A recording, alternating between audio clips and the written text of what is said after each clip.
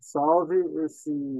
Hoje o Museu de Memórias da Comunidade Indiana Tijuca tem como convidado o professor Rafael Gonçalves, da PUC, né? Formado pela PUC, mas ele tem outras nomeações também, né? Graduações, títulos, que ele vai falar. Essa entrevista vai ser gravada, posteriormente vai subir para o nosso canal no YouTube, onde as pessoas vão poder conhecer um pouco que é o Rafael Gonçalves, essa potência de pessoa que faz com que a história não seja esquecida, que é um dos nossos lemas aqui do Museu de Memórias. O Rafael Gonçalves, ele esteve aqui no território do Complexo do Borel, e agora eu vou passar a palavra para ele, para que ele se apresente e fale sobre o que ele faz, como é que ele conheceu a Indiana. Ele fica à vontade para falar. Com você a palavra, Rafael. Bom, primeiro, antes de mais nada, é um prazer estar aqui, é uma alegria saber dessa experiência de museu também na Indiana, né? Enfim, então, tem tantos museus sociais, eu acompanho, assim, trabalho, ajudo, e, bom, estou disponível para vários, é o Celso entrando aí. E fala, Celso, estou me apresentando aqui, Celso, depois você se apresenta também. E é um prazer, e em relação ao Complexo do Borel, eu tive uma pesquisa grande, né, sobre o Magarinos Torres, sobre o advogado Magarinos Torres. Trabalhei muito as associações comunistas, enfim, todo um papel que teve importante e as lutas do povo do Borel, né, enfim, o próprio livro lá, As Lutas do Povo do Borel, contra a remoção, né, da favela. Bom, já do outro lado, aí já não é o Complexo do Borel, mas na Formiga trabalhei muito sobre as sociedades de água. Então, a questão mais especificamente da Indiana, e, enfim, o que pode ser interessante nessa pesquisa, na parceria que a gente tem até para o museu também, é que junto com o Celso vai se apresentar também, o Celso é um professor da Unirio, ele é biólogo, mas trabalha na educação, então eu fiz direito na minha primeira formação, mas depois eu estudei história, enfim, hoje eu me considero historiador, mas eu dou aula na PUC, no Serviço Social. E mais especificamente é que por muita iniciativa do Celso, sobretudo, e nessa duplo chapéu aí do Celso como biólogo e educador, a gente começou a dar muita conta do Rio Maracanã. E esse papo aqui é super importante porque o Rio Maracanã, ele é, enfim, quase o quintal da Indiana. Ele corta a Indiana corta o Rio, enfim, eu não sei quem corta quem, mas, enfim, tem uma relação importante, né, do Rio com a Indiana, e nas conversas que a gente veio tomando, a gente começou a discutir, né, e tentar trazer muito para a prefeitura a ideia de renaturalizar esse rio, né, de trazer, enfim, tanto da despoluição do rio, mas também em outras dimensões, né, até uma dimensão em questões de risco, isso tudo, inundações, etc., etc., como que a gente poderia ter uma série de intervenções em várias partes do rio, né? E aí isso foi bem interessante, ali na Indiana, até já na Xavier de Brito, e etc., a gente vê peixe no rio, a gente ainda vê, enfim, o rio não está morto, né? O rio que ainda é bem vivo A e coisa que de de alguma forma. quase 2 meses atrás, tinha uma carpa aqui na Indiana. Ó, Capivara é normal ter aqui, e a gente está tendo muita incidência agora de cobras. E tem algumas aves que habitam aqui, que aparecem e depois desaparecem, mas elas estão por aqui pelo Rio Maracanã, tá? então, isso o Celso vai apresentar, mas assim, eu acho que, sobretudo ali na Indiana, a gente viu muita coisa boa, assim, eu acho que tem muita possibilidade, né, em termos de política pública. E aqui a gente está falando desde já e muito claramente, não é nada de retirar morador, muito pelo contrário, mas eu acho que, sobretudo, essa área da Indiana talvez seja um dos lugares que a gente viu de uma mais forte relação com o Rio, né? Porque as outras partes do Rio, ele está debaixo da terra, ele está canalizado, ele já foi completamente descaracterizado, né? Já, enfim, é quase, não vou dizer que é um valão, mas é quase um Então, cano, né? professor Onde passa Rafael, água. o professor Rafael, ele veio no momento que nós estávamos lutando aqui para a nossa comunidade não ser removida.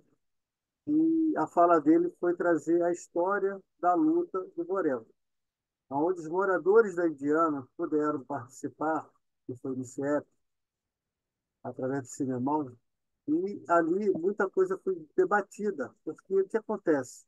Nós somos uma comunidade nova, a gente nasceu em 1947 e em 57 começamos a ter moradores aqui. Em 79 foi a nossa primeira associação de moradores fundada. Só que quando chegou 2010 para 2012, caramba, queriam acabar com a comunidade. E o grande problema que houve foi que nós mesmos que estávamos morando aqui, a gente tinha pouco pertencimento pelo local, a gente não lutava pela memória, a gente não sabia o que estava acontecendo.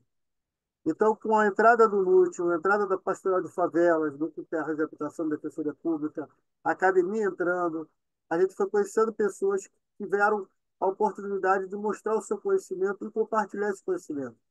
O professor Rafael foi um que veio falar da história que nós temos em comum, porque se não fosse o Borel, a Indiana não existiria. Se não fosse o Margarino Torres, a gente não teria um sentido. Ou seja, foi uma luta que deu resultado. O É, CIEP, eu me, o CIEP, né? O CIEP que você tanto mencionou, foi justamente um CIEP que estava dentro, tá dentro do perímetro da Indiana, mas hoje ele tem o pertencimento do Borel. Mas, na verdade, ele está dentro do perímetro da Indiana. E a Indiana, geograficamente falando, ela foi estilizada pelo poder público, entre aspas, porque aqui o rio ele não foi, de alguma forma, sacrificado. Ele foi preservado. Mas quando você pega no perímetro do restante dele, você vê que tem condomínios em cima do rio. Você vê que a própria Tijuca está em cima do rio Maracanã. E é o grande problema que ocorre aqui na Rua Uruguai, na Xavier de Brito. Agora não tanto, porque eles criaram uma alternativa, que são esses locais que armazenam grandes quantidades de águas pluviais, mas você vê que o problema não era a comunidade indiana. Agora eu vou dar um freio.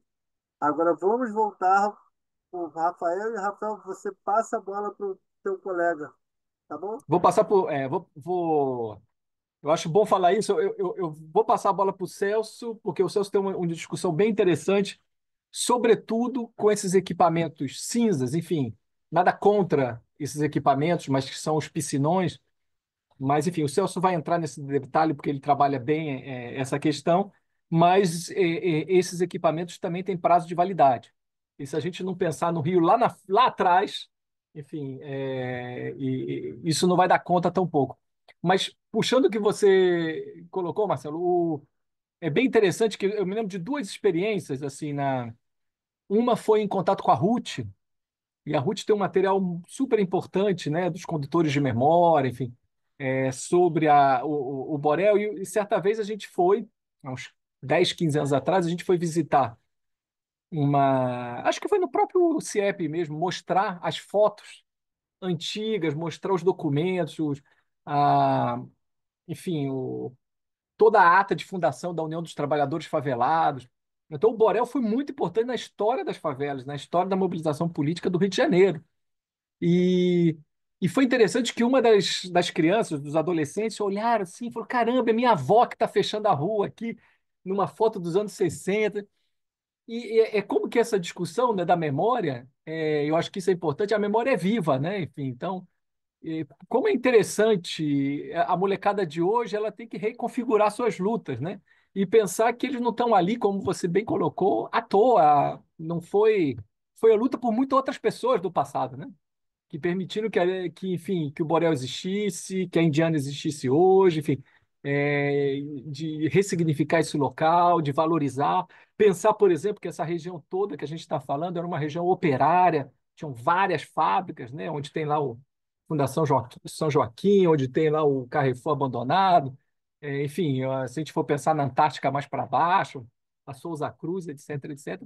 Então é super interessante. E isso que você colocou, eu me lembro bem quando a gente apresentou o filme, né, daquele projeto Filmão, agora eu me lembro qual é o projeto, que a gente mostrou o documentário do Margaridos, né? E a gente entrevistou tantas pessoas, né, o Tavinho, enfim, a gente entrevistou tantas pessoas e como foi bacana as pessoas recontarem suas histórias. É claro que o Margarido foi um eixo, né, mas não foi ele que fez isso tudo, muito pelo contrário, né? O importante é que muitas das pessoas do Borel, enfim, da Indiana depois, posteriormente, lutaram para ali ficar, né? E aí, bom, nessa parceria toda, acho que eu vou passar a bola aqui para o Celso, pro meu colega, ele vai se apresentar também e falar da importância, ele que está acompanhando bem esse rio e que já conhece um pouco e algumas experiências na Indiana atualmente, né? E eu acho que essa questão de memória, água, acesso à água, lavadeiras, etc. Enfim, Celso, eu vou passar a bola porque você também tem vários contatos interessantes agora, hein? Histórias. Maravilha, Rafael. É um prazer enorme estar aqui com vocês, viu? Muito obrigado pela oportunidade de bater esse papo aqui, de conhecer essa iniciativa linda do museu. Eu sou biólogo, como o Rafael estava comentando. Meu trabalho na biologia é com a dimensão da ecologia social. Eu trabalho com comunidades e coordeno atualmente um grupo de pesquisa, chama-se GEASUR, é o Grupo de Estudos de Educação Ambiental desde el Sur. Tem esse nome por uma questão de olhar para a América Latina, para o sul global, mas também para as nossas comunidades, e a gente desenvolve um observatório, que é o Observatório da Educação Ambiental de Base Comunitária. Então, a gente tem interesse nas experiências das comunidades, naquilo que elas fazem, que já é educação ambiental, embora não tenha esse nome muitas vezes, né? Por exemplo, a lavanderia da Dona Ana Márcia, né? Que é um dos meus contatos. Eu sou muito fã da Dona Ana Márcia. É uma pessoa que tem uma iniciativa de educação ambiental, embora ela mesma não dê esse nome, nem precisa dar, né? Mas para nós tem sido interessante ver iniciativas como essa nos complexos do Andaraí, do Salgueiro, lá em São Gonçalo, é, aquela região lá do Guararapes, Cerro Corá, Santa Teresa, né? Prazeres, ali também a gente vem trabalhando junto com o ICMBio, com o Favela Parque, com outras iniciativas, com iniciativas populares também, como a Janete, lá do Salgueiro, uma série de outros lugares no estado do Rio, não só aqui no município, mas Lagomar, lá em Macaé, outras comunidades aí ao longo do estado como um todo, Petrópolis, né? Com algumas comunidades quilombolas, Quilombo da Tapera, Quilombo do Areal, a Boa Esperança, lá com o meu xará, o seu Celso, uma série de outras comunidades quilombolas, com algumas comunidades de terreiro também, alguns terreiros que são parceiros nossos, com aldeias indígenas, né? Agora em maio a gente vai dar um curso lá com os Guarani de Angra dos Reis, com Algemiro, enfim, tem uma articulação com favelas, quilombos, aldeias, assentamentos rurais, ocupações urbanas, né? O trabalho do observatório é a conhecer essas experiências, apoiar iniciativas locais, fazer dobradinhas dentro do que for possível, né? Colaborar com as construções comunitárias, né? Mesmo que sejam iniciativas simples, modestas, como é a Escola de Rua da Patrícia Pagu, que a gente é parceira há mais de 15 anos, e iniciativas bem simples, né? Ela dá aula na rua, né? Então a gente compra lápis de cor, faz ajuda na rifa, coisas assim, simples, mas que tem sido uma parceria longa já, vai para o 16º ano esse ano.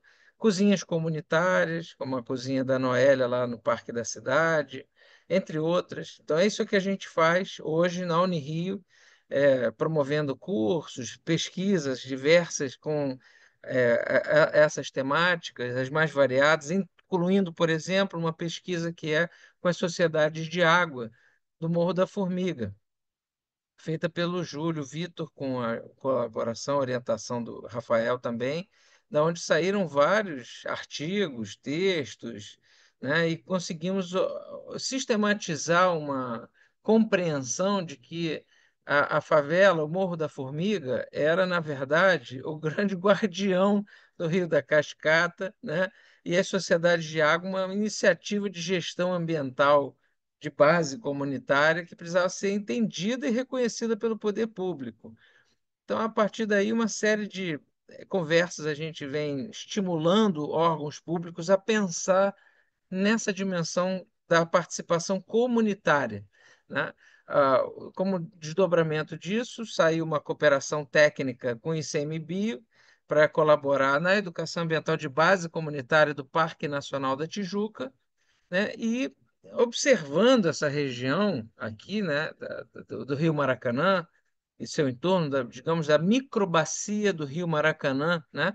Essa área, ah, com certeza a Indiana, ela se qualifica como a grande guardiã desse emblema que é o símbolo máximo do Rio de Janeiro, que é o Rio Maracanã, né? O Rio Maracanã, quando ele passa na Indiana, ele está vivíssimo. Quando ele passa mais adiante pela formiga, continua vivo, está cheio de peixe, inclusive, você está falando da carpa, né? Das capivaras, né? Das cobras, que são sinal de qualidade ambiental, sinal de que existe um ecossistema ali, né?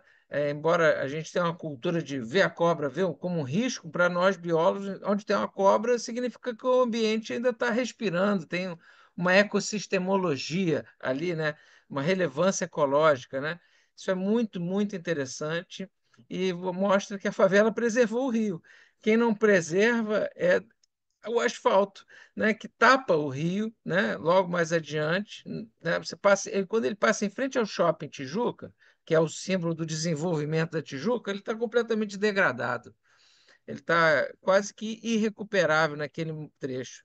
E ele volta a ficar mais limpo na altura da aldeia Maracanã. Isso quer dizer alguma coisa, né?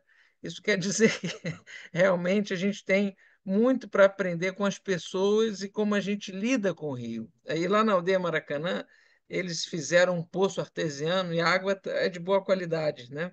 Então estão usando uma água do rio, do lençol freático do Rio Maracanã, né? De boa qualidade, quer dizer, o rio pode ser reavivado. E a nossa intenção é pensar a readequação, requalificação do Rio Maracanã e ter a Indiana como a grande referência de proteção do meio ambiente, das margens do Rio Maracanã e de convivência com a natureza e não contra a natureza, como a nossa sociedade costuma fazer, né? Então você vê, o Rio Maracanã tem 8,5 km. Os primeiros 1.000 metros dele, da onde ele nasce até o Largo da Usina, mais ou menos, são casas de padrão de classe média, média alta, e esgoto lançado ali. Quer dizer, as pessoas que têm uma rede de esgoto, elas clandestinamente usam o esgoto, né? E onde não tem rede de esgoto, né? Poderia ter, né? Há espaço para isso. Então, cabe a nós pensarmos a possibilidade de aprofundar no acesso o saneamento básico como um direito das pessoas e como um direito também de qualidade ambiental de todos nós, né? Então, o Rio é plenamente recuperável e eu entendo a Indiana e as suas experiências como a comunidade símbolo de engajamento, de envolvimento, de respeito ao Rio, né? O que a dona Ana Márcia faz é símbolo de respeito ao Rio, né? É o que os Guardiões do Rio, o seu Juninho, que eu conheci, ali naquela região, o engajamento do pessoal que estava envolvido no Guardiões do Rio é emocionante de ver. Eu conheci a equipe do Juninho e mais algumas pessoas, o engajamento é bonito demais de ver. Então, eu acho que essa potência de mostrar para o mundo inteiro que as nossas comunidades têm uma relação com a natureza que pode ser ensinada. Existe uma educação ambiental de base comunitária para mostrar para o mundo inteiro que, garantindo a dignidade das pessoas, a natureza vai ser preservada, né? Em termos de área, só para você ter uma ideia, se você olha por cima, a área ocupada pelo borel, pela indiana, pela formiga é menor, mais de 10 vezes menor. A gente ainda está fechando essa contabilidade do que as áreas ocupadas por condomínios, né, que têm a obrigação de ter estrutura de tratamento de esgoto e não cumprem. Essa é uma legislação federal, que também é uma legislação municipal, e não há esse cumprimento dessa legislação, né? Eles não têm suas centrais de tratamento de esgoto, deveriam ter, né? E aí você vê as contradições. Você tem mais gente em menos área, poluindo proporcionalmente muito menos do que os condomínios que ocupam mais área com menos gente. Essa Celso, desigualdade, né? então, deixa eu fazer uma fala. Você falou do Rio Maracanã. Então, quando a gente começou o nosso processo contra a ser tirado daqui, o que que acontece? Eu dava aulas, né? Eu trabalhava com lutas, então lá em Jacarapaguá tinha uma academia, nos Três Rios. E lá eu vi a atenção que era dada àquele rio, lá naquela parte lá de Jacarepaguá. Eu tinha uma filmadora, né, essa filmadora hoje que a gente tem, né, digital. Cara, eu vi lá de Jacarepaguá até aqui em Indiana. Eu vi numa corrida insana, fazendo filmagem, colhendo material. Esse Poxa, material ele foi levado para a Defensoria Pública, porque eu falei assim, eu fui militar da Marinha, eu sou aposentado da Marinha. Eu falei, eu queria servir ali de Cefam. Cara, em frente ao Cefam, tem estação de tratamento de água da Penha, de esgoto, né? Eu sempre olhava aquilo ali, eu ficava olhando, olhando, olhando. Eu moro há 30 anos aqui, mais de 30 anos aqui na Indiana. Então, antes de entrar na Marinha, quando eu entrei na Marinha, eu conheci minha esposa aqui. Eu me aposentei aqui, estou mais de 30 anos aqui já. Aí o que acontece? Gente, eu não vejo uma estação de tratamento aqui na Tijuca. E tudo aquilo que eu aprendi na Marinha, né, que eu falo assim, o pessoal, às vezes eu não entendia, mas a gente, para ser da Marinha, a gente tem que entender a água, tem que entender o meio ambiente. Então, quando a gente veio aqui ser confrontado para sair, eu falei, gente, o poder público, né, o governo, ele me deu esse apanhado. Eu não sou biólogo, mas eu entendo muito bem assoreamento, eu entendo muita coisa. E isso, eu também servi num local que a gente trabalhava com essa coisa de rios também. É um batalhão dos fuzileiros navais, batalhão de engenharia. Então, a gente tem equipamentos pesados, aonde a gente justamente fazia aquela ponte, aquela passadeira francesa, a gente montava aquelas coisas, tipo um negócio de transformes, né?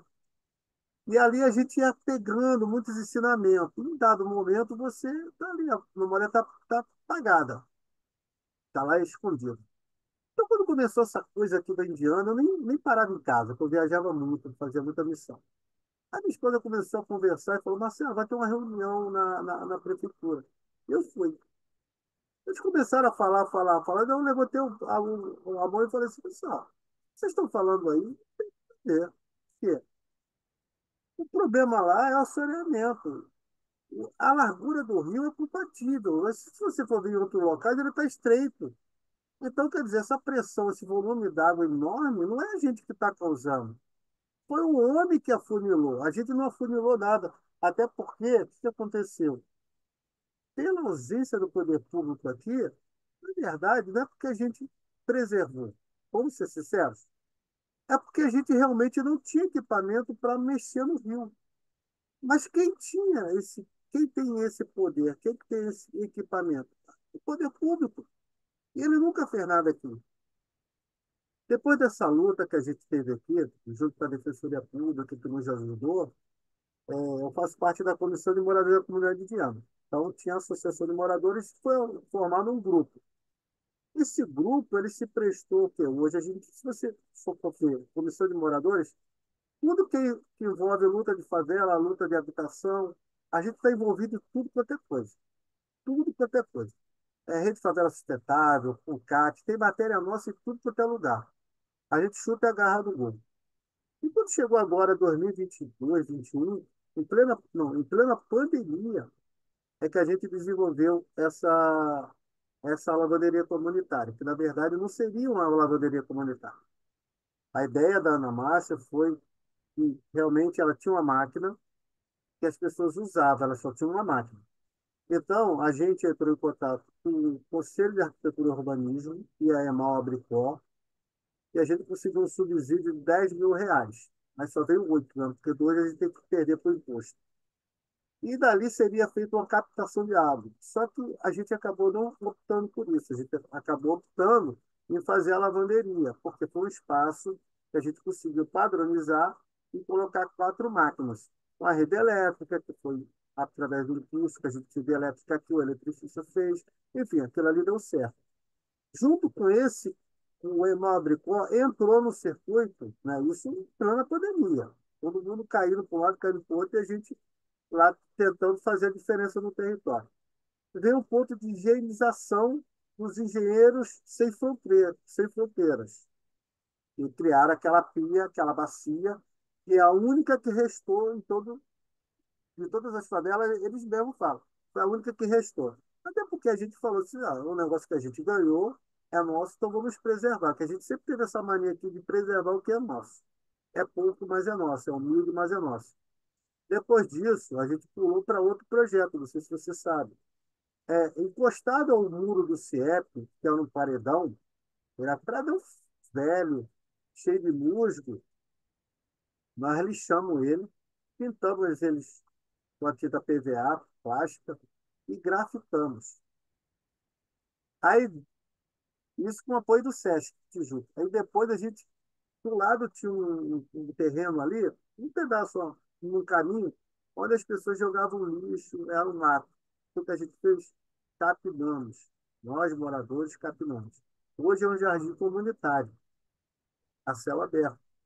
Para você Caraca, ter ideia, esse nosso projeto, ele virou a capa, depois eu posso até mandar para vocês, o mapa diagnóstico territorial do IBASE, que foi feito em 2021 e acabou agora em 2022. que Então, barato. quando nós conversávamos, né, quando eu conversei um tempo atrás com o Rafael, eu fui observando que tudo ele falava história, acervo, memória. E eu tenho muito contato, não, o nosso grupo tem muito contato com outras pessoas, e assim, tipo da Vila Autódromo. Então a gente ficou falando assim, caramba, hoje se alguém perguntar para a gente, eu falo. A Ana Márcia fala, São Antônio, que já faleceu, falava, mas só que tem um problema. Como é que a gente vai dizer que o que a gente está falando se é verdade? Então, a gente falou, bom, a gente aqui foi muito pesquisado.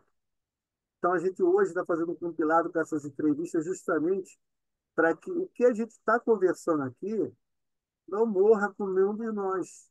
Muito Por bom. exemplo, se a gente acabar hoje, Marcelo, Fulano, Marcelo, Inês, seu Jorge, Ana Márcia, toda essa equipe que faz parte aqui, está sempre botando a cara, que está sempre lutando, seja representante de associação, seja representante de ONG, alguém vai dizer, não, essa história foi passada, essa história tem um sentido, entendeu? E esse sentido a gente hoje encontrou em colocar no canal, no portal do YouTube, e eu vou admitir para vocês que a gente tá tão bem abençoado que, por exemplo, tudo que a gente está falando aqui, eu não preciso contratar um relatorista. A própria plataforma, ela faz todo o resumo, todo o compilado. Depois que Caramba, acabar essa reunião, vocês vão receber um link para essa entrevista, vão receber todos os pontos altos e baixos. Cara, é uma coisa impressionante. que Ou seja, barato. amanhã ou depois nós vamos ter um livro de todas essas entrevistas, que são várias. Mário Brum já passou por aqui também, tá, Rafael? Muita gente já passou por aqui, vai passar ainda. Então, quando a Que gente legal. atingir um determinado número, a gente vai ter uma transcrição disso num, num livro que vai servir de referência para a comunidade indiana. Então, Sensacional. então Sensacional. a gente foi aprendendo, na verdade, vocês todos que passam aqui, vocês estão deixando compartilhando conhecimento com a gente. E Legal. nas nossas conversas, a gente fala do Rafael, na nossa conversa fala do Mário, nas nossas conversas, com certeza agora a gente vai falar do Celso. Então, vocês estão virando referências para nós. Independente da gente ser protagonista da história, mas a gente precisa de vocês. Eu ia falar, seu Marcelo, duas, Tá? três coisas, assim, que eu acho que o Celso também já colocou isso. O primeiro, assim, é, quando a gente está na luta, às vezes é normal. Eu falo assim, começando por mim, sabe? A gente, normalmente, essa questão da memória a gente vai deixando de lado, porque a gente, pô, vai ser removido, vai não sei o quê. Vamos embora, a gente está trabalhando. Então, eu mesmo que falo tanto de memória, um dia me perguntaram, mas o que que o seu grupo de pesquisa fez, faz, não sei o quê? Eu falei, cara, assim, eu mesmo não. Eu comecei, caramba, o que que a gente faz? Aí tem que começar a botar no papel. Mas, assim, uma coisa que é interessante é que a gente vive no país, e inclusive em termos do governo estatal, que a gente não tem política de memória, assim, de. Mas como que é importante? Sabe por quê? Assim, amanhã vai chegar alguém lá na Indiana inventando uma história. Aí, se o Marcelo não estiver lá, fala: olha só, a gente já fez isso há 20 anos atrás. Que bom que você tem essa ideia, mas a gente pode, a construção da memória, a gente pode aprender com nossos erros, a gente não precisa repeti-los, né? Vamos fazer outras coisas, filho. Então, como que a gente tem esse. E essa memória pode ser uma ata, pode ser não sei o quê, pode ser o canal YouTube, pode ser seja o que for, mas quando a gente começa a deixar traços para as próximas gerações, tem um papel super bacana. E a outra coisa é o que a gente já falou anteriormente, essa dimensão assim, que a gente está falando de passado, né, enfim, do que foi feito, mas a gente está com o olhar lá na frente, né? A gente está, enfim, a gente olha para o passado com um olhar no presente e construções futuras. Então, como que assim garantir a galera da Indiana o direito a um passado? Porque muitas vezes a gente retira esse direito das favelas, sabe? É como que a favela é um problema presente sempre desde o início, do sei o quê, como a gente vai resolver esse problema, como vai resolver esse problema. E aí tem favela que existe há 100, 150 anos. Então foi sempre um problema? Não, as pessoas não viveram, não se amaram, não brigaram, enfim, fizeram história, né? Suas próprias histórias, né? E só que quando a gente não dá essa garantia, esse direito, essa possibilidade de, olha, eu tenho a minha história, eu tenho meu passado, eu acho que é o primeiro fato de existir, né? De ganhar identidade, de construir valores, de falar o seguinte: aqui vale a pena. Assim, vale a pena que meus filhos fiquem aqui, vale a pena que a gente melhore esse local. Olha só o tanto que já foi feito, né? Enfim. Então, acho que são questões importantes assim que você vem falando. E, por fim, eu passo a bola para o Celso. Eu acho, Marcelo, que é uma troca, sabe? Você fala assim, pô, vocês falaram isso, escreveram aquilo, é super legal assim. Mas quando o Celso está falando da lavanderia, quando, assim, o Marcelo, Celso, eu vejo o Marcelo em todos os lugares possíveis, assim. Eu tenho a impressão que o Marcelo ele tem o dom da bilocação, assim, que em todas as reuniões de mobilização, do Conselho Popular, de não sei o quê, enfim, já se envolveu na Faferj, não sei se você ainda está envolvido na direção, enfim, está em um montão de espaços, assim. O que eu quero falar, assim, é que é, a admiração é mútua, sabe? E é mútua em vários sentidos, né? É mútua pela luta, pelo engajamento, mas a luta é mútua também pelo conhecimento, pelo saber, sabe? E cada vez mais os moradores de favelas estão vindo também para a faculdade, estão estudando, vão virar professores e etc, etc. Mas a gente sabe que esses saberes eles são múltiplos e se sobrepõem, né? Então a gente põe esses mesmos saberes, enfim, ditos populares, enfim, na prática que a gente aprendeu no sangue, no suor, eles também podem sentar no banco da universidade, e isso tudo só vai melhorar, enfim, no sentido, a gente só vai ganhar outras dimensões aqui. Mas acho que para falar isso, assim, né? Acho que eu me lembro, eu falo isso sempre para o Celso, uma vez eu entrevistei um senhor, é o Barulho de Asa até, enfim, eu não sei se ele está vivo ainda, mas que capta água na Gávea. Eu passei com o Júlio, o aluno do Celso, lá uma tarde, eu fiquei maravilhado, assim, eu falei, como que você captava a água da formiga na Gávea? Não, eu ia aos domingos, quando eu não trabalhava. Eu botei, sei lá, 900 canos de vara de 3, 4 metros. Aí ele falou assim, eu estudei a fonte que eu capto água durante 5 anos para saber se a fonte, ela... Você vê o conhecimento que diz, a gente na faculdade tem que publicar, tem que fazer, a gente, todo mundo pensando no amanhã. Ele falou, durante 5 anos eu fui lá na fonte, não, a fonte não secava, não vale a pena. E ele ainda falou assim para mim, não, e eu só peguei um pouquinho da água, o resto tinha que continuar no parque, né? Enfim, aí eu vejo assim, ele plantava arroz, ele plantava não sei o quê, isso tudo da formiga. Se a gente fica pensando, que loucura, né? Aí você fica pensando, como que a favela, ela é as favelas, enfim, o dentro da favela, ela é pluridimensional, tem milhões de coisas que acontecem, super dimensões, assim. Eu costumo falar assim, eu não vou falar que as favelas hoje são a solução do Rio de Janeiro, mas elas não são o problema do Rio de Janeiro, né? Elas são lugares com problemas, como qualquer outro, mas são lugares com muitas soluções. As pessoas deram muitas soluções para as suas vidas e para o Rio de Janeiro. E aí eu passo para o Celso, por exemplo, o Rio Maracanã. O Rio Maracanã não é que as pessoas deram uma solução para o quadrado, para elas comerem, não é isso, não. Talvez a solução que a formiga deu, seja porque, qual razão for, como você colocou, porque não tinha dinheiro para mexer no rio, talvez seja essa solução que a cidade está precisando olhar, né? Enfim, então, eu acho que tem soluções na favela que vão além da favela em si, sabe? E que talvez seria importante pensar para a cidade do Rio de Janeiro, né? Para outras questões, né? Então, você está lá na rede da favela sustentável, as experiências, por exemplo, lá no Alemão, na Serra da Misericórdia, a quantidade de horta comunitária, a quantidade de questões que tem, né?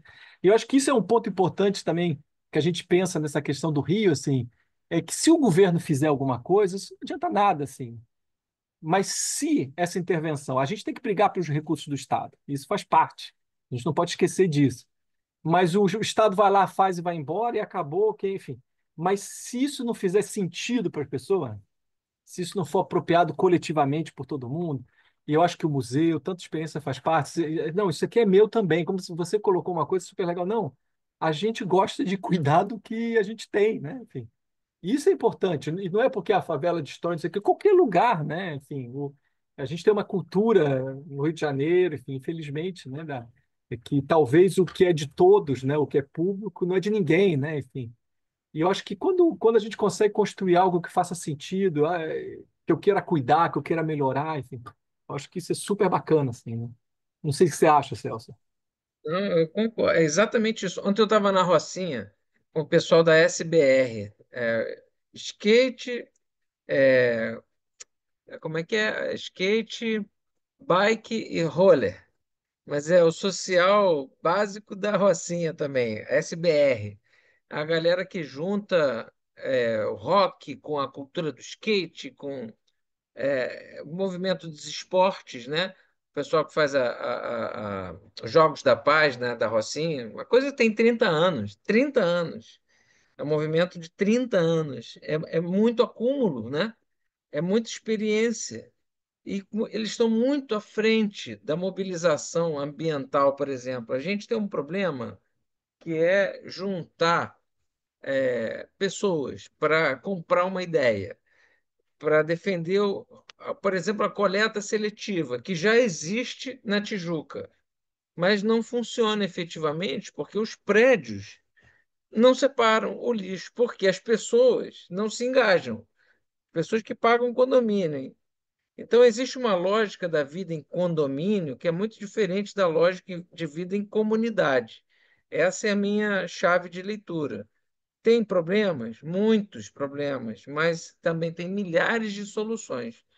Particularmente, a questão da Indiana, para mim, ela é muito interessante, porque o Rio já está naturalizado quando ele passa na Indiana. Ele é o Rio Maracanã.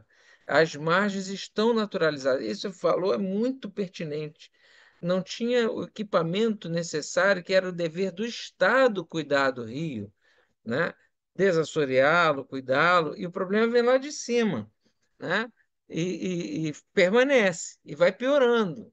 Agora, eu tenho a convicção, a absoluta convicção, de que, inclusive, muito bom conhecer a experiência do museu, que o museu já faz uma educação ambiental de base comunitária, já tem uma educação ambiental de base comunitária, já está lá, né?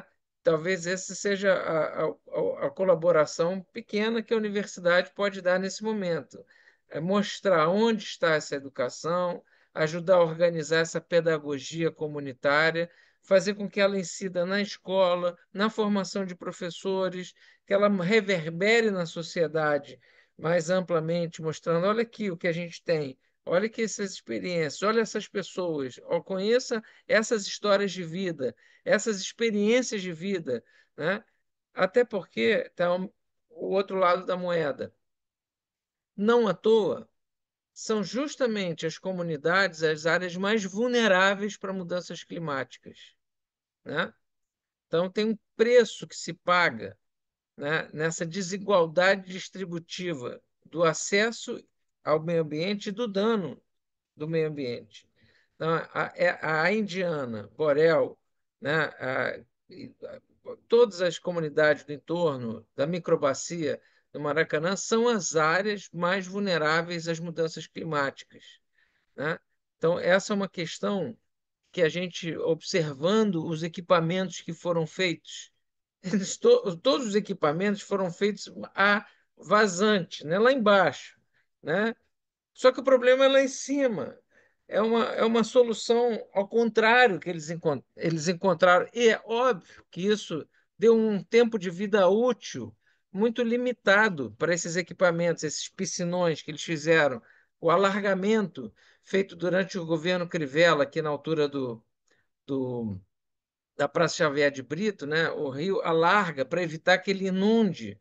Isso é paliativo, não muda a vulnerabilidade para as mudanças climáticas, porque a jusante, lá em cima, na nascente do rio, por onde ele percorre, se não tiver trabalho sério de desassoreamento, de educação ambiental, né, de perceber que esse rio ainda está vivo, respirando, que pode se tornar balneável, que é o meu desejo, lá na altura do Largo da Usina, e depois aqui na Praça Xavier de Brito, que ele seja balneável, que as pessoas possam tomar banho de rio. É plenamente possível que a gente tenha pelo menos 3 trechos até a Praça Xavier de Brito, um na altura daquele hospital, como é o nome? Ai, meu Deus, sempre. Ordem Aquele terceira, Ordem Será, Terceira, será. naquela praça linda ali, já está tudo pronto para ali ser uma área de balneabilidade, o Largo Ali da seria Alzina. ótimo, né? Então a Ali gente merece no ponto de ônibus também, lá em o cima. Largo da Usina, né? Que seria aquele ponto final ali, é para ser também um centro de educação ambiental com área de balneabilidade. A gente merece essas áreas de lazer. O Rio Maracanã pode ser a nossa área de lazer, de uma exposição para o mundo inteiro de que nós somos uma sociedade capaz de recuperar um rio, de cuidar desse rio, como a gente já faz, né? Os Guardiões do Rio, né? Que são uma iniciativa pública, né? Tem um poder público ali. Mas antes já se fazia voluntariamente. As pessoas já faziam isso, né? As histórias que eu conheci, as histórias que a gente pôde coletar ali também, né? Conversando com as pessoas já tinham esse hábito, né?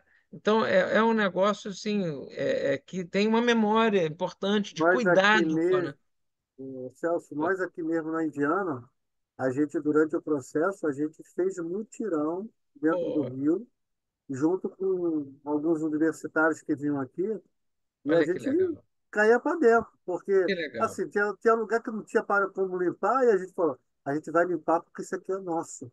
É isso, É é isso? isso. Essa mentalidade, isso aqui é nosso. Eu A chego a gente me até aceita arrepiar. ajuda, mas a É gente, isso aí. eu, minha esposa, Ana Márcia, a gente entrou dentro do rio, entendeu? Saímos sujos, mas saímos assim gratos porque a gente fez a diferença daqui. E Isso aí. hoje, ali onde a Ana Márcia mora, ali atrás, tem um senhor lá, que ele é o responsável. Quando ele escuta qualquer barulho e fala, alguém jogou alguma coisa aqui, ele imediatamente ele sinaliza, não pode jogar nada. E quando ele vê algo diferente, por quê? Porque ali pode complicar a vida de muitos. Um saco plástico, sabe, que entope no cano de esgoto daquele ali, pode. A gente tem essa consciência. A gente É tem isso essa aí. consciência. Mas quando você fala assim, olha, ali podia ser assim, é baldeável, né? Que você falou essa palavra. Só que quando você fala da usina, a gente já não está falando de uma comunidade. A gente É está isso aí. falando de casas que deveriam ter essa consciência de fazer com que ali fosse baldeável. Não, aí quando É chega isso. na gente, a gente tem que ter que ser cobrado. Pô, não, vocês são favelados, vocês são os que não querem colaborar. Não, a gente colabora. Ó, você está me vendo aqui, né? Você vai ver. Como o Rafa falou, Marcelo está sempre isso, aquilo, outro. Cara, eu meto a mão na terra, pego uma enxada, aquele jardim lá, de vez em quando, tá ali o sol quente danado, mas é o momento que eu tenho. Vou lá, meto a mão, às vezes fica perto. Mas você está ganhando quanto? Estão pagando quanto? Eu falei, nada. Por que você está fazendo isso? Eu falei, porque se eu não fizer, ninguém vai fazer. É isso aí. E acaba que você vai se tomando pertencimento sobre aquele trabalho, e você chega uma hora que você. A minha esposa no início falava, pô, mas tu vai lá, tu chega todo machucado, picado de certo. Aí às vezes ela fala, tu não vai lá no jardim hoje, não? Dá uma olhada, não? Quer dizer, já começa a ver que quando eu vou lá, É, melhora a minha autoestima, porque o contato com a natureza é uma terapia também, é, com entendeu? É certeza. saudável para todos. Aí algumas pessoas chegam, procura na massa, me procura outros moradores. Ah, estão sujando o jardim lá, como é que é? Eu falei, "Ah, mas o Hum, jardim não é meu, o jardim é nosso. Você chama atenção, então, se alguém está sujando. Ah, mas é eu isso aí. posso? Pode, o jardim é Deve. nosso. Muito legal. Eu fico arrepiado ouvir essa história.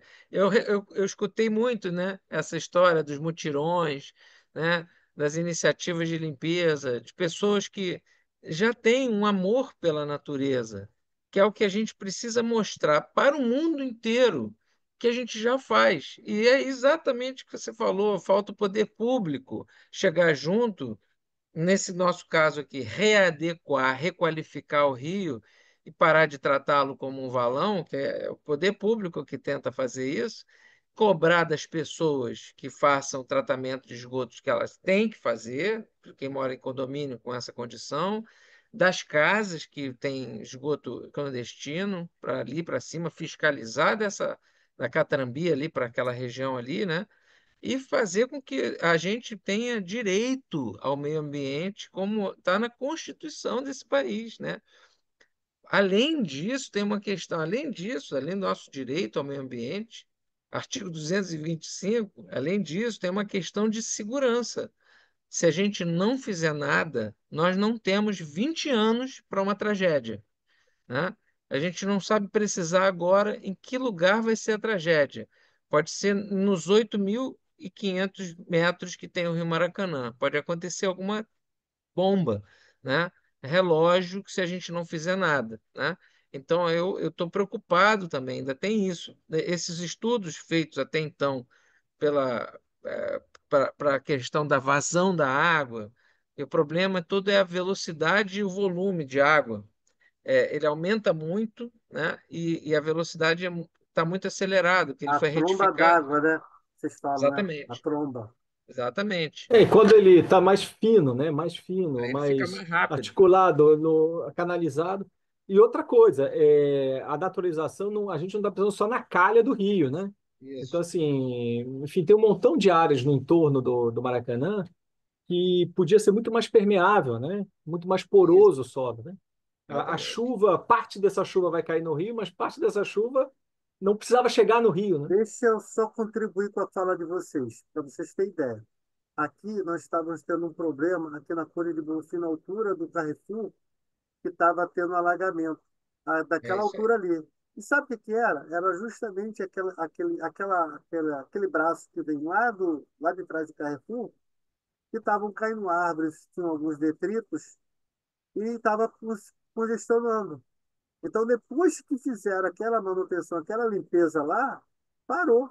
Mas já estava comprometendo aqui em cima, não era aqui É isso embaixo, aí. era lá em cima. Que E o coisa pessoal estava impressionante. reclamando. Eu falei, gente, tem que tentar entender o que está acontecendo. Se É, não acontecia ontem, por que não acontecia ontem agora, hoje está acontecendo? é, Aí foram ver que estava, sabe, lixo, muita coisa. Aí fizeram uma boa manutenção, porque o caminho da água é o caminho da água, né? Não é para ter nada obstruindo. Porque se isso obstruir, aí. eu gosto, o assoreamento que eu falo, fazer o desassoreamento, é o seguinte: alguns locais você vê, ah, mas aquele rio tinha 10 metros, tinha 5. Hoje ele só tem um.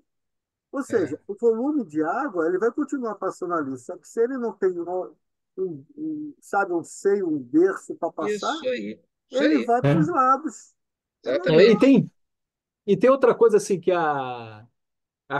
enfim, o urbanismo modernista, a gente tem muita questão da linha reta, né? Então a gente faz grandes avenidas, põe o rio na calha, não sei. Mas a natureza gosta de curvas, né? Então, assim, às vezes o rio precisa, enfim, se a gente tem, por exemplo, espaços de parque ou de uso, por exemplo, de futebol, seja o que for, mas que sejam espaços alagáveis, enfim, quando há um volume de água maior, onde essa curva, a água pode encher e depois abaixar normalmente e vai embora. Enfim, sem entrar na casa de alguém, sem destruir, enfim. Só que quando a gente pega o rio, canaliza e põe numa linha reta, essa água um dia ela vai sair para algum lugar, né? Enfim, quando o rio eram 10 metros, agora é um, a linha, e aí ele ganha velocidade, A né? minha ideia, professor, a minha ideia realmente de você fazer um muro de encosta quando você tem um rio, a melhor coisa que eu vejo é tipo como você faz o Recife lá de Recife. E Recife lá, se você for ver, o que que eles fazem? Eles criam uma malha e jogam pedras. Então, aquela malha ali, na verdade, é como se ela fosse um filtro. Então, ela não impede, ela diminui a pancada da água, a água passa Perfeito. e a areia fica do outro lado. Ou seja, cara, para que concretar? Eu acho que quando você. É a questão de estudo. Gasta-se muito mais com concreto, e quando, na verdade, ó, um dia desse eu estava lá no Salgueiro agora, né, pela Museologia Social. Aí eles estavam mostrando uma base de umas casas lá, que era sentada rocha sobre rocha, como se fosse uma massa. E Olha, aqui na Indiana, se você for pegar embaixo, que é rente ao rio, foi feito esse trabalho. Só que a ideia que se tem, não, tem que vou jogar um concreto. Cara, o rio, na verdade, ele não precisa ser completado de um lado ou do outro. Ele tem que ser colocado como se fosse aquelas malhas de contenção de Recife. E dá certo, porque lá em Recife, lá, a minha família é de lá também. Lá tinha uma projeção de lá ser inundado, determinado bairro. E aí o poder hum. público foi jogando aqueles Recife, e o impacto foi diminuindo, entendeu? Hoje em dia, Não é Marcelo, caro. não, hoje em dia tem gente especialista, tem muita experiência, inclusive conosco aí nesse grupinho que a gente está querendo montar para pensar o Rio Maracanã, tem uma arquiteta, urbanista nicaragüense, que por acaso é minha prima, e a minha família é de lá, né? E ela tem um monte de experiências, ela coletou um monte de experiências no mundo inteiro de situações semelhantes onde há intervenções com a natureza, né? Às vezes você, por exemplo, não precisa fazer toda a extensão, faz um aqui, outro aqui, outro aqui. Então tem que ser feito um estudo ainda, não tem esse estudo, para esse desenho arquitetônico que tem a ver com a própria, aproveitar o potencial da própria natureza. Mas com certeza o problema não está ali. O problema está lá mais para cima e as consequências desse problema, desde a nascente, né, a jusante, né, a gente vai ter as consequências lá embaixo, imprevisíveis, imprevisíveis, na altura do Maracanã, da Praça da Bandeira, etc.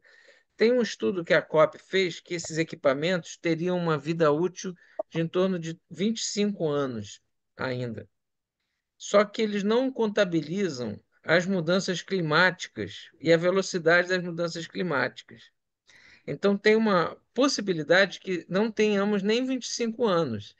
Essa é a minha preocupação, né? E a gente deixar passar essa discussão, que tem gente que pode dar suporte, apoio, ideias, é muita gente boa. Estou falando de uma arquiteta urbanista. Imagina envolver os arquitetos urbanistas todos, né?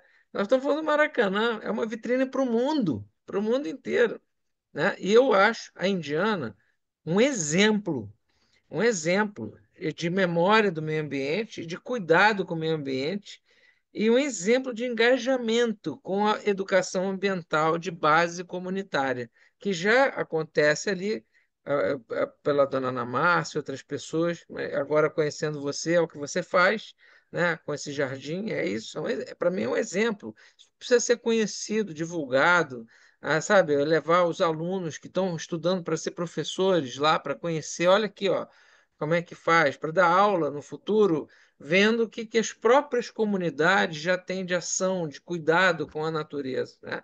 Ao invés de ficar lendo, repetindo cartilha dos outros, né? Ver o que o seu próprio povo já faz, né? Eu acredito muito nisso, sabe? Aí, a gente falou hoje então sobre história, sobre geografia, sobre meio ambiente. Quase que a gente chegou lá em Hong Kong, né? É, porque eles avançaram lá, ó, tantos É, quilômetros do mar adentro e sim, fizeram todo um aparato. E foi justamente quando eu estive numa reunião da prefeitura que eu falei, gente, quando alguém fala que não tem solução, é só você ver Dubai, é só você ver Hong Kong. É uma questão de estudo, gente. Tem que sentar, entendeu? Eu até faço uma brincadeira. Eu falei, olha, eu não sou do poder público, mas se eu fosse, para trabalhar comigo ia ter que ser muito competente. Porque, pô, a pessoa não sabe, a pessoa olha um lugar e fala, está condenado. Eu falei, gente, se não tem possibilidade de plano A, plano B, plano C, aí realmente a gente acaba. Não. Isso foi o que aconteceu aqui com a nossa história. Deram um laudo a risco. Aí quando foram ver, o risco está classificado em três. Aquele é risco um, mas um risco um que deveria ser feito algo para tentar sanar o problema. Não. Olha, imagina que você dá uma entrada numa emergência do hospital, aí você, né, aí a cutícula está sangrando o seu dedo. Aí um médico desse vai fazer o quê? Arranca o dedo, não arranca logo a mão. Para ele não tem conserto. Entendeu? Quando na realidade, ó, bota o band-aid aí, bota a mão para cima que o sangramento vai parar. Porra. Então, quer dizer, a gente vê que houve realmente uma falta muito grande de conhecimento, de troca, né? De debates, de escutar. Mas hoje a gente está mais atento, por isso que a gente está participando de muita coisa aí, justamente para poder os próximos que vierem. Ah, vai ter um processo de remoção? Não, não é processo de remoção, não. Primeiro é um debate, primeiro é uma reunião, primeiro vamos ver. Não é, sim. não cataloga nada, não. Vamos ter que primeiro sentar e vamos ver como é que está a chegar no denominador comum. Bom, agradeço muito então ao professor Rafael e ao professor Celso. O- Rafael, faça suas considerações finais e Celso faça suas considerações finais. E a gente já está encerrando aqui nossa conversa, nosso bate-papo, tá bom?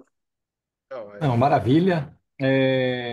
Eu acho que o mais importante aqui é vida longa ao Museu da Indiana. Espero que a gente possa ajudar no que for possível. Enfim, ter a memória de tantas lutas e é tão importante. E eu tenho certeza que vai ser um papel importante também, enfim, nas redes escolares, em tanta possibilidade que vai ser, o tanto que vocês vão conseguir articular de memórias do que vocês já fazem, né? Enfim, então acho que é um pouco isso. Eu acho que isso a gente pode articular com várias dimensões, os saberes de luta, os saberes ambientais, enfim, então acho que isso vai ser importante como tantos museus sociais no Rio de Janeiro, eu acho que isso que faz que o Rio de Janeiro seja o que ele é, né? Enfim, então que essas memórias fiquem marcadas e que se transformem em vida, né? Se transformem em novos projetos, novas possibilidades, novas gerações. Então, eu só posso falar vida longa e que esse museu seja um grande sucesso e que possa se fazer presente mais do que nunca na Tijuca, né? Enfim, e no Rio de Janeiro. Muito obrigado, professor Rafael. E agora, o professor Celso. Eu queria agradecer muito a oportunidade de estar aqui. Muito obrigado, Rafael, Marcelo, principalmente pelo museu. É uma experiência, uma iniciativa das mais importantes. Esse museu, ele é um museu que guarda a memória de uma comunidade, mas ele guarda também as memórias bioculturais do cuidado com a natureza, da presença da natureza. É uma memória muito importante não só para essa comunidade, mas para o mundo inteiro, para mostrar para todo mundo que é possível viver com a natureza e não contra a natureza, né? E eu acho que é por isso que esse museu também é sobre a percepção de que memória é dignidade, né?